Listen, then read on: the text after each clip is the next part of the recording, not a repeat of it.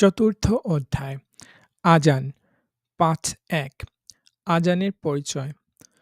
আজান অর্থ জানিয়ে দেওয়া, আহ্বান করা। শরীয়তের পরিভাষায় সালাতের সময় হলে উচ্চস্বরে নির্দিষ্ট আরবি বাক্য দ্বারা মানুষকে সালাতের জন্য আহ্বান করাকে আজান বলে। যিনি আজান দেন তাকে বলে মুয়াজ্জিন।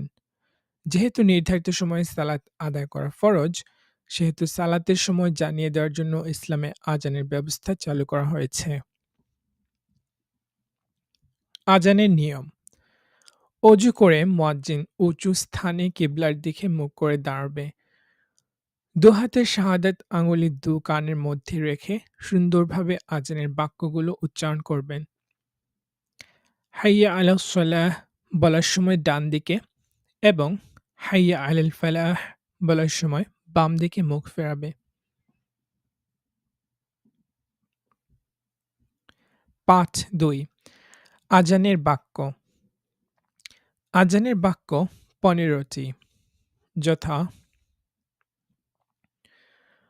আল্লাহু আকবার, আল্লাহু আকবার,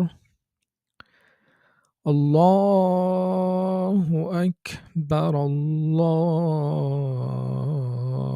আকবার। আশহাদু আল্লা ইলাহা ইল্লাল্লাহ, আশহাদু আল্লা ইলাহা ইল্লাল্লাহ, আশহাদু আন্না মুহাম্মাদার রাসূলুল্লাহ,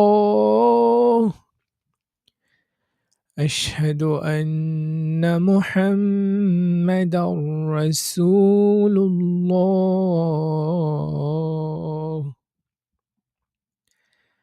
হাইয়া আলাস সালাহ, হাইয়া আলাস সালাহ,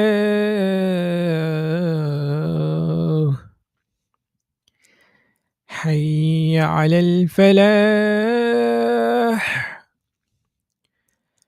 হাইয়া আলাল ফালাহ।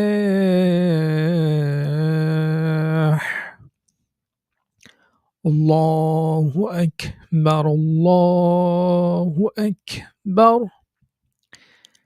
লা ইলাহা ইল্লাল্লাহ।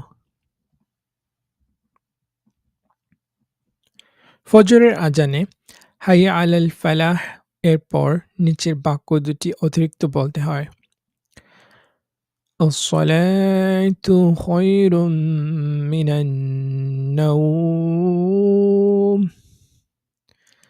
আস-সালাতু খায়রুম মিনান নাওম।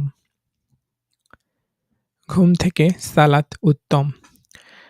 ৫.৩ আজানের দোয়া ও জবাব। আজানের দোয়া।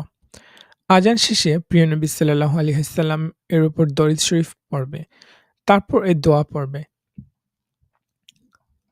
অর্থ: হে আল্লাহ, তুমি এই পরিপূর্ণ আহ্বান ও শাশ্বত সালাতের প্রতিপালক। হযরত মুহাম্মদ সাল্লাল্লাহু আলাইহি ওয়াসাল্লামকে দান করো সর্বোচ্চ সম্মানিত স্থান ও সুমহান মর্যাদা, আর তাকে অধিষ্ঠিত করো প্রশংসিত স্থানে, যার প্রতিশ্রুতি তুমি তাকে দিয়েছ।